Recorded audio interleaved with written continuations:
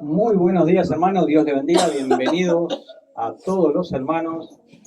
El Señor los convocó para estar presente y escuchar su palabra. Amén. Señor, te damos gracias por este día hermoso, precioso que tú has preparado, Señor, para con nosotros. Nos has sostenido hasta aquí, nos has permitido, Señor, que nuestros ojos puedan contemplar un día más la luz de un nuevo amanecer, de un nuevo día, Señor. Y muchas gracias, Señor, por habernos sostenido hasta el día de hoy. Te pedimos que esa gracia, Señor, se perpetúe en el tiempo, Señor, y podamos tener muchos años más de vida, Señor, para disfrutar, Señor, el existir, Señor, caminando junto a ti. Muchas gracias, Señor, en el nombre de Cristo Jesús. Amén. Muy bien, hermanos, en el día de hoy vamos a estar viendo unos cuantos pasajes con un tópico o algo así, cómo hacer para ser hijo de Dios o pueblo de Dios, o cómo pasar de las tinieblas a su luz admirable, o qué fue lo que sucedió con personas que se encontraron con Jesús o con la palabra de Dios, ¿verdad? No va a ser un mensaje profundo, pero sí necesario, ¿verdad? Leía a mi hermana Carolina por allá por el Salmo 34, ¿verdad? Mire lo que dice el último versículo. Y no serán condenados cuantos en él confían. O sea, todo aquel que en Dios confía no será condenado, ¿verdad? Romanos 5 dice que no hay condenación para quienes, para los que están en Cristo Jesús.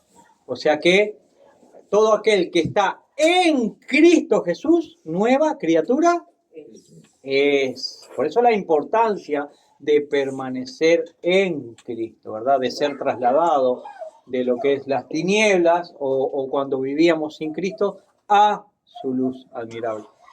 Decía nuestro hermano Agustín una frase que tomé del devocional de él: no es en quién confiamos, no es en qué confiamos, sino en quién. O sea, en la persona de Cristo Jesús. ¿Por qué? Porque es el único camino que nos lleva y nos conduce a Dios. Por eso la importancia en quién confiamos, ¿verdad? Lo importante es de confiar en Cristo Jesús. Y también leía a nuestro hermano Agustín, ¿verdad? No voy a leer todo el pasaje, simplemente un versículo, ¿no? Él comenzaba en Colosenses 2, versículo 8, que dice, mirad, ¿verdad? Es un imperativo, que nadie les o os engañe, que nadie les engañe por medio de filosofías y huecas sutilezas, según la tradición de los hombres, conforme a los rudimentos del mundo y no según Cristo. Bueno, esto es muy notorio cuando usted comienza a estudiar en el mundo secular, cuando va a la escuela, ¿verdad? Primaria, secundaria y universidad. Hay muchas huecas sutilezas que solamente usted se da cuenta si es verdad y mentira cuando conoce palabra de Dios. Pero la mayoría de las personas que puedan estar estudiando, tanto en primaria, secundaria como la universidad, que ya de plano su corazón está alejado de Dios, no puede corroborar si lo que le están enseñando es verdad o mentira. No lo pueden, ¿no? Infieren que eso es la verdad y punto. Cuando conocen la palabra de Dios, tienen cómo comparar lo que le enseñan, tiene cómo hacer, qué es lo que calza con lo que Dios dice y qué es lo que no. Pero si no conoce lo de Dios, todo lo que le puedan enseñar es verdad. O viceversa, porque puede haber un buen docente y está enseñando verdad. Y todo lo que se enseña es mentira. No, no, no. Usted tiene que tener herramientas para sopesar y tiene que conocer la palabra de Dios. Y este mundo en el que vivimos, perverso, alejado de Dios, le está careciendo de la palabra de Dios, ¿verdad? No han tenido un encuentro con el dador de la vida, no han tenido un encuentro con Jesús, no han tenido un encuentro con las Escrituras. Por eso la importancia de conocer qué es lo que dice Dios para que nosotros podamos evaluar todo, ¿verdad? Y nuestra área cognoscitiva se abra a un espectro mayor, ¿verdad?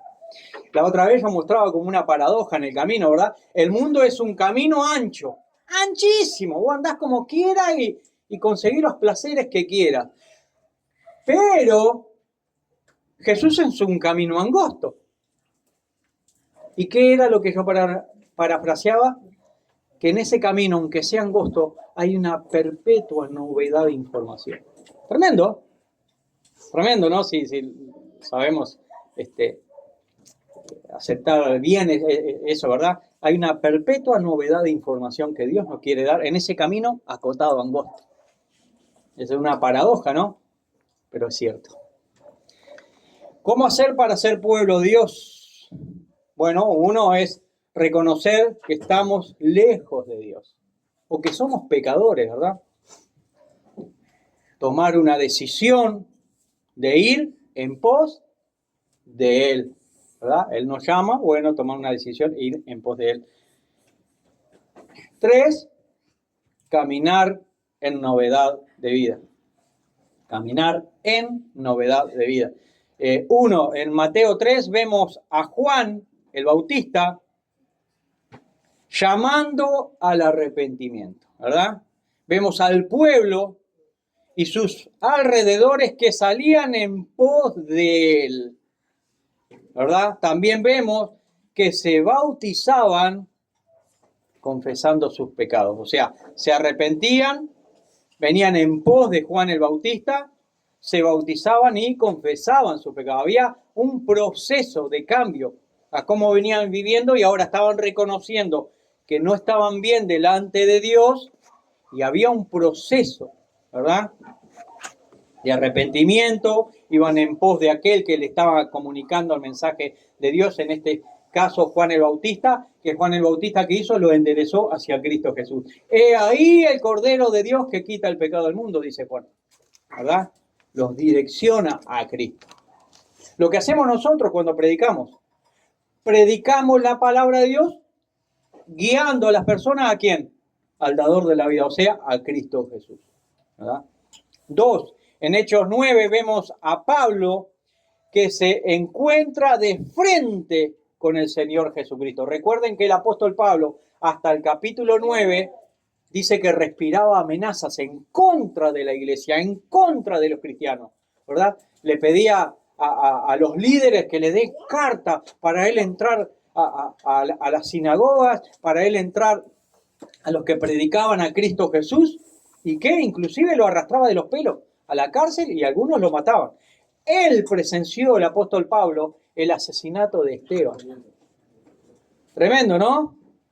Y vemos así 2 preguntas que son claves en la conversión de Pablo y también una decisión. En el capítulo 9, cuando se le aparece Cristo Jesús a Pablo, ¿verdad? Hace una pregunta, Pablo. Hace una pregunta, pero en esa pregunta también hay un reconocimiento. ¿Quién eres, Señor? Jesús le responde, yo soy Jesús a quien tú persigues. ¿Cómo que Pablo perseguía a Jesús? Sí, porque todo aquel que persigue a un hijo de Dios, que persigue a un cristiano, automáticamente se hace perseguidor de Jesucristo. ¿Verdad? Todo aquel que por ahí persiga a mi hijo, me está persiguiendo a mí. Él es mi hijo amado. ¿Entienden el punto? Y así, un padre que tenga un hijo, ¿verdad? Que puedan perseguir al hijo, están persiguiendo al padre. Esto es lo mismo. 2, Pablo nuevamente pregunta. Escuchen con atención, ¿qué quieres que yo haga? Jesús le dice a Pablo, levántate, entra en la ciudad y allí se te dirá lo que debes hacer. Tremendo, ¿eh?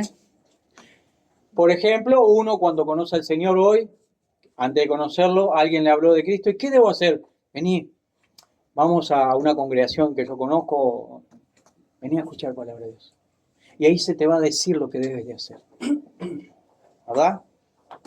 3, en Hechos 9:20, se nos dice de Pablo lo siguiente. Después que se encontró con el Señor, ¿quién eres, Señor? ¿Qué quieres que yo haga? El Señor le dice, levántate, entra en la ciudad y allí se te dirá lo que debes hacer. Después de ese proceso, dice en el versículo 20 que enseguida Pablo, de todo ese proceso, predicaba a Cristo en la sinagoga. Hubo un cambio de perseguidor de Cristo a comunicador de la palabra de Cristo. Tremendo, ¿no? Se arrepintió. Se arrepintió, qué tremendo. Y también podemos ver un proceso similar en el hijo pródigo. El hijo pródigo ya tenía conocimiento de la palabra de Dios, pero igual decidió desobedecer. Pero llega un momento que cayó tan bajo, el hijo pródigo, y dice, he pecado contra el cielo y contra ti. Y dice que volvió en razonamiento, se dio cuenta de lo que había hecho. Y dice, me levantaré iré a mi casa, iré a mi padre, iré a Dios, volveré a Él. Y levantándose. ¿Se dan cuenta del punto, el proceso? Qué tremendo, ¿no? Vamos a ver algunos pasajes medio rápido ahí para poder ver esto que les quiero mostrar. Vamos a ir. Mateo 3 dijimos, ¿no? Sí. Mateo 3. Mire qué dice Mateo 3. En aquellos días vino Juan el Bautista predicando en el desierto de Judea, o sea, en un lugar allí en Judea. ¿Y qué decía él? Arrepiéntanse, arrepentíos. ¿Por qué? Porque el reino de los cielos se ha acercado, ha venido. Claro, Cristo Jesús había venido, el Dios de los cielos se había acercado, ese reino de Dios había descendido hacia la tierra, ¿verdad? Y todo aquel que cree en Él pasa a ser integrante de ese reino de los cielos, como lo somos nosotros. Arrepentíos porque el reino de los cielos se ha acercado. Pues este es aquel de quien habló el profeta Isaías cuando dijo, voz del que clama en el desierto, preparad el camino del Señor, enderezar sus sendas. Y Juan estaba vestido de pelo de camello y tenía un cinto de cuero alrededor de sus lomos, de su cuerpo, y su comida era langostas y miel silvestre. Y mire lo que dice el verso 5, ¿verdad? Y salía a él, iba en pos de Juan el Bautista, y salía a él, y toda Judea, toda la ciudad, y toda la provincia de los alrededores, ¿verdad? Es como que, imagínense Juan el Bautista predicando acá en esta zona, venía toda la gente del barrio, pero venía también gente de los alrededores, de allá de la ruta 6, de la ruta 33, de allá de Toledo, y quizás de Sauce. Toda la gente de alrededor venía a escuchar el mensaje que Juan tenía para darle, ¿verdad? Y salía a él Jerusalén, toda la gente de Jerusalén y todos sus alrededores al Jordán, iban al río Jordán. Y eran bautizados por él, o sea, por Juan el Bautista en el Jordán. Eran bautizados, o sea, se estaban arrepintiendo, estaban reconociendo que no tenían a Dios o que estaban alejados de Dios y estaban escuchando a Juan y en arrepentimiento procedieron a bautizarse. ¿Y qué hacían mientras se bautizaban también? Tremendo, ¿no? Porque esto no cualquiera lo hace. Confesaban sus pecados, o sea, yo hice esto, aquello, lo otro, ay, yo robé, yo mentí, yo estafé, yo... O sea, no cualquiera hace eso muestra que se estaban arrepintiendo de verdad, que había una conversión, un giro de 180 grados, ¿verdad? Tremendo.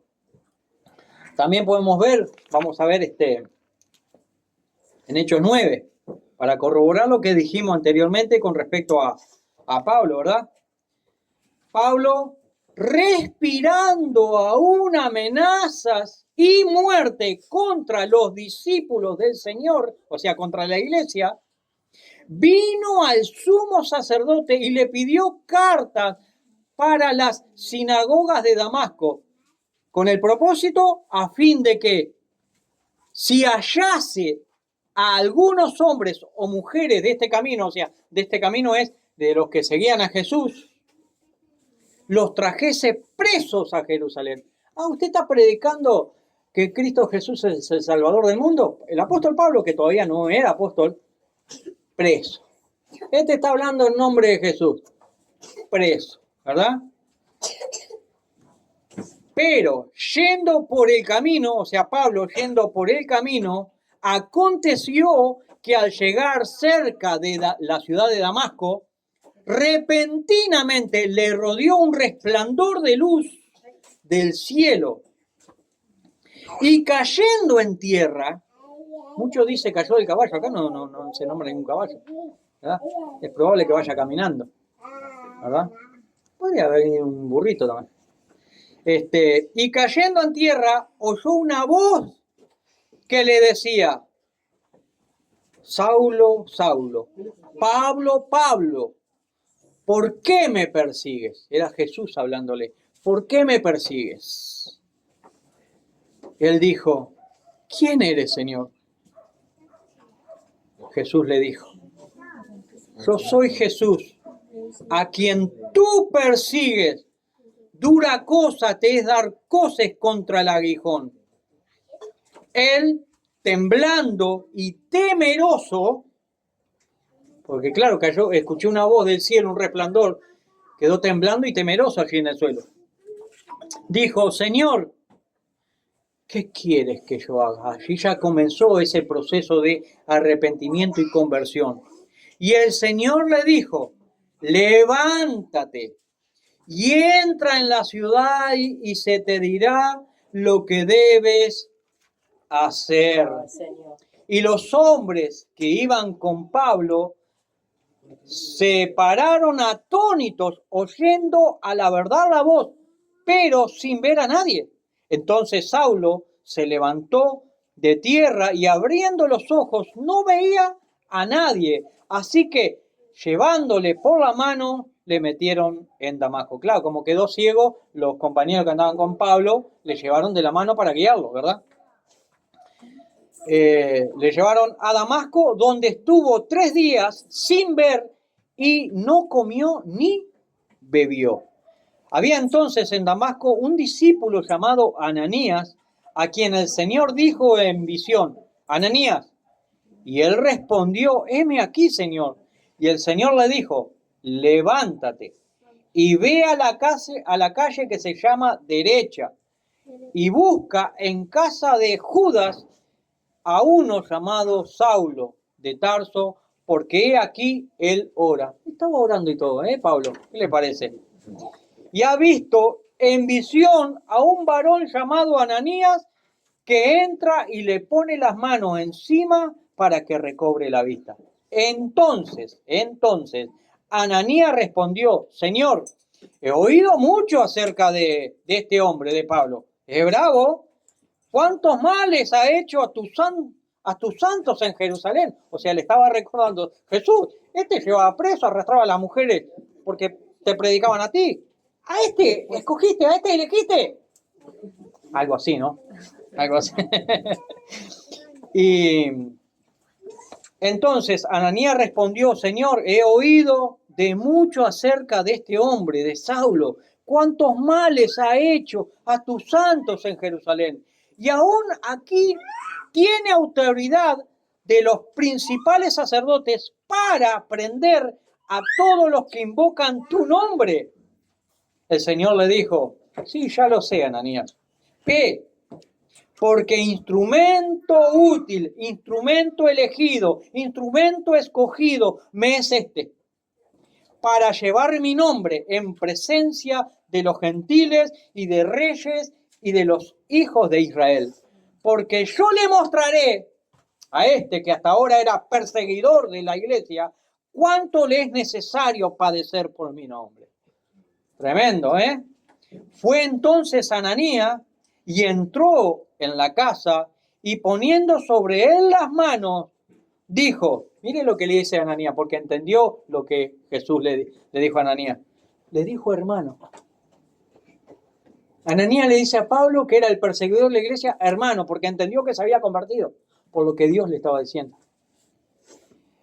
hermano Saulo, el Señor Jesús, que se te apareció en el camino por donde venías, me ha enviado para que reciba las vistas y sea lleno del Espíritu Santo. Este lleno del Espíritu Santo, ¿para qué era? Para que Pablo proceda conforme a la voluntad de Dios. No era para remolinear en la iglesia, era para ir y predicar el Evangelio. Y Dios le dijo, este va a conocer cuán necesario va a ser sufrir por mi causa. No era para andar remolineando, era para realmente con denuedo predicar la palabra de Dios. Ese es el propósito de que el Espíritu Santo asiste a las personas, para que no callen la voz de Dios, para que no callen la verdad. Pero muchos que hallen hoy, callan la verdad y andan remolineando con banderitas. Y eso es la llenura del Espíritu Santo. Eso son tonterías, hermano. El Espíritu Santo nunca jamás actuó así, a lo largo de toda la Biblia. Y al momento les cayeron de los ojos como escamas, y recibió al instante la vista, y levantándose fue bautizado. Y habiendo tomado alimento, recobró fuerzas, porque claro, estuvo 3 días sin beber, sin comer, sin ver, ¿verdad? Y habiendo tomado alimento, recobró fuerzas, y estuvo Saulo por algunos días con los discípulos que estaban en Damasco. Y en ese periodo de tiempo que estaba con los discípulos, estuvo aprendiendo de las Escrituras, ¿verdad? Mira el verso 20. Enseguida predicaba a Cristo en la sinagoga. Claro, acá a Pablo el Señor le dice, este va a conocer cuán necesario va a ser sufrir por mi causa. Claro, comenzó a predicar a Cristo en la sinagoga. Justo en la sinagoga no querían escuchar de Cristo. Y Pablo, ¿qué es lo que hace de arranque? Comienza a predicar de Cristo, el cual ellos no querían escuchar. Entonces ya de arranque comienza la persecución hacia Pablo. El primer sermón de Cristo Jesús en el Sermón del Monte, ¿cuál es? Ya de arranque Jesús avisa a sus discípulos, a sus seguidores, bienaventurado todo aquel que por mi causa es perseguido. Jesús nunca miente. Jesús le dice, mire, ustedes si van a vivir conforme a como yo quiero, ustedes van a ser despreciados en la sociedad, porque la sociedad no quiere la verdad. La sociedad quiere ocultar la verdad y tú la estás exponiendo. ¿Me sigues? Y ahí ya muchos, no. Pero que verdaderamente nace nuevo, sí, Señor, te seguiré. Aunque ese implique mi muerte, te seguiré. ¿Verdad? Hoy hay mucho infantilismo dentro de muchas congregaciones, ¿verdad? Muchas pueriladas. Como Joaquín es un niño, ¿verdad? Es pueril, como Jamincita, son niños. Hay que ayudarlos a crecer. ¿Para qué? Para que maduren cuando sean adultos, ¿verdad? Pero no que permanezcan niños. El niño, cuando es niño, no hay ningún problema. ¿Por qué? Porque es niño. El problema radica en que pasen 15 años, tengan 20 años y sigan teniendo una mentalidad de niños. O sea, crecieron biológicamente, pero su mente no se desarrolló. Entonces, es necesario como iglesia ayudar a madurar al mismo pueblo de Dios para poder alumbrar en este mundo que vivimos. El sentido común. Dios es de sentido común, ¿verdad? Vemos allí en Lucas 10, ¿verdad? El hijo pródigo, ¿verdad? Que le pidió sus bienes a sus padres y se fue y vivió la vida loca. Pero dice el texto en el verso 17 del capítulo 15, de Lucas, capítulo 15 de Lucas, verso 17, que dice que volviendo en sí dijo, ¿cuántos jornaleros en casa de mi padre tienen abundancia de pan y yo aquí perezco de hambre? En el hogar donde vivía tenían comida. Y él decidió pedirle su herencia al padre. El padre se la dio, él la derrochó y vivió perdidamente en el mundo. Hasta caer tan bajo, ayer miraba yo una imagen de uno de los principales abogados de Brasil, prominente abogado. Si usted lo ve hoy, totalmente irreconocible en las drogas. Uno en la calle, pero todo sucio, todo. Pasó de un punto al otro. ¿Por qué?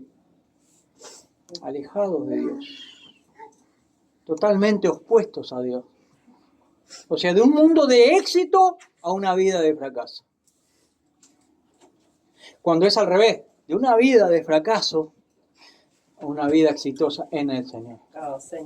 ¿Verdad? Dice el hijo pródigo, verso 18, después que cayó tan bajo, me levantaré e iré a mi padre y le diré, Padre, he pecado contra el cielo y contra ti. Aleluya, Señor. Ya no soy digno de ser llamado tu hijo.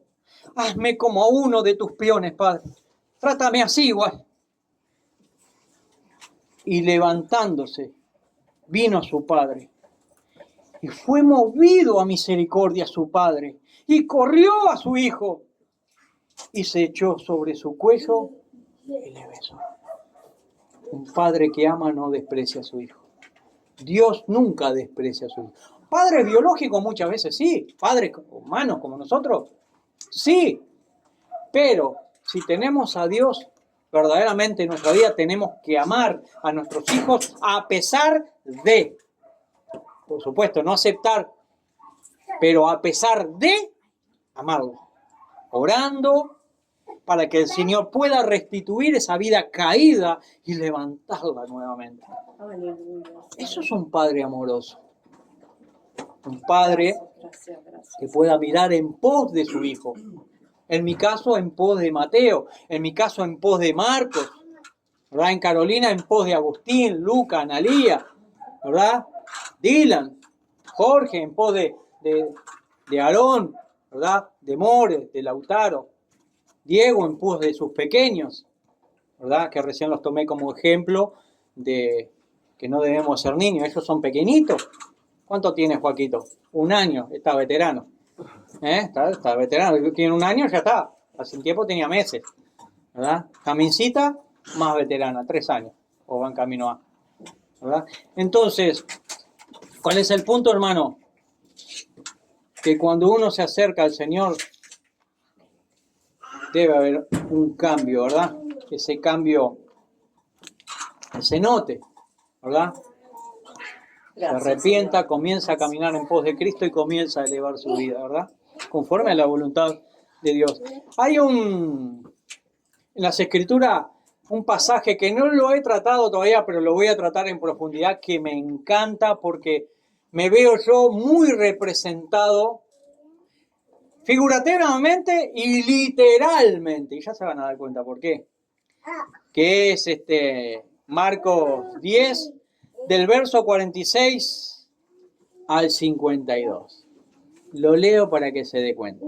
Entonces vinieron a Jericó, y al salir de Jericó, él y sus discípulos, y una gran multitud, Bartimeo el ciego, hijo de Timeo, estaba sentado junto al camino, mendigando. Y oyendo que era Jesús Nazareno, comenzó a gritar, comenzó a dar voces y a decir: Hijo de David, Jesucristo, ten misericordia de mí. Y muchos le respondían para que se callase: cállate, cállate, no estés gritando el nombre de Jesús. Pero él, ¿qué hacía? Clamaba más fuerte todavía: Hijo de David, Jesucristo, ten misericordia de mí. Entonces, Jesús, deteniéndose, clama a mí, yo te responderé, dice las Escrituras. Qué tremendo que Jesús escuchó la voz de Bartimeo cuando el pueblo quería callarlo. Una persona tirada en el borde de una calle, de un camino, en una vereda, mendigando, y quería que Cristo se acerque a él, y el pueblo mismo quería: cállate, cállate, quédate ahí tirado. Pero él deseaba que Cristo se acerque a él porque sabía que era el único que lo podía levantar de esa situación. Porque el pueblo, que hace, lo deja tirado y olvidado allí. Tremendo. Y entonces muchos le reprendían para que se callase, pero él clamaba mucho más: Jesucristo, Hijo de David, ten misericordia de mí. Entonces Jesús, deteniéndose, mandó a llamarle. Mefiboset, el rey te mandó a llamar. ¿Recuerdan ese pasaje de Mefiboset? El que no lo conoce, léalo. Era alguien olvidado por la sociedad que quedó como cuadripléjico, parapléjico, no podía caminar, pero el rey le devolvió todo. Y lo trajo a la casa del rey y habitó todos los días de su vida la casa del rey. Usted no es olvidado por Dios si usted está en Cristo Jesús. Él se detendrá y escuchará su voz. Entonces Jesús, deteniéndose, mandó a llamarle. Y llamaron al ciego diciendo, ten confianza, levántate, Él te llama. Tremendo. Ten confianza, levántate, Jesucristo te llama. Tremendo, Jesús se detuvo por un clamor de alguien olvidado en la sociedad. Se detuvo, mandó a sus discípulos, miren que venga. Y los discípulos le dicen, ten confianza, ten ánimo, levántate. Jesús te llama. Él entonces, el ciego, arrojando su capa, ¿sabe que los ciegos en aquel entonces tenían una capa de color amarilla? ¿Para qué? Para identificar que esa persona era ciega. Como hoy usted ve una persona con un bastón, hay diferentes colores de bastón y ve el grado de ceguera que tiene la persona. Usted identifica con el bastón que es ciego. Bueno, en aquel tiempo era con una capa. Entonces, Bartimeo, arrojando su capa, se levantó y vino a Jesús. Ya de antemano es como que ya sabía que iba a recobrar la vista. Es tremendo. Respondió Jesús. Gracias. Le dijo, Bartimeo, ¿qué quieres que yo haga por ti? Y el ciego le dijo, maestro, que recobre la vista. Hermanos, el mundo está ciego espiritualmente, pero cuando el mundo, por el llamado de Dios, se acerca a Cristo Jesús, sus ojos espirituales son abiertos, su entendimiento es iluminado. Y a partir de allí comienza o debería de comenzar en novedad de vida. ¿Por qué? Porque está viendo el propósito de la vida. Él hasta ese entonces estaba ciego. Gracias, Señor. Hay una diferencia entre la ceguera física, como es mi caso, parcial, pero la ceguera espiritual es peor. Porque aunque estés vivo, vives como un muerto. Pero cuando Cristo Jesús te devuelve la visión espiritual, aunque estés muerto, vivirás. Tremendo. Tremendo, hermanos. ¿Qué quieres que te haga?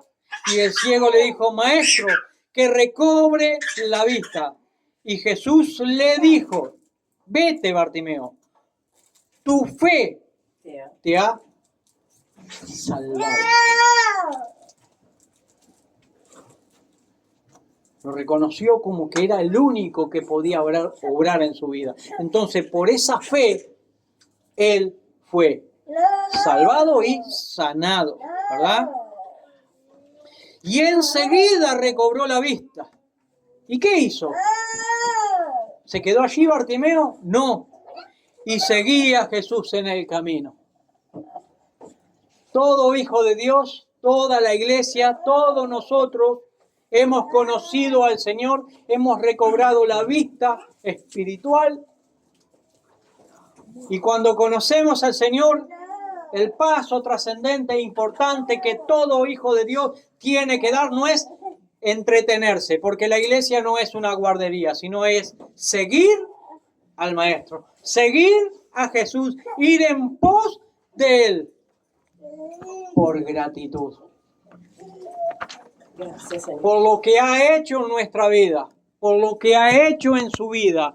¿Por qué? Porque Cristo Jesús, Dios, porque su palabra es la única que puede cambiar nuestro lamento en baile, nuestro lamento en gozo, nuestro lamento en agradecimiento. Gloria a tu nombre, Señor. Gracias. Porque Él es vida, Amén. Sí, Señor. Él es el pleroma, Él es la plenitud de vida. Gloria a Dios. No hay vida fuera de Jesús.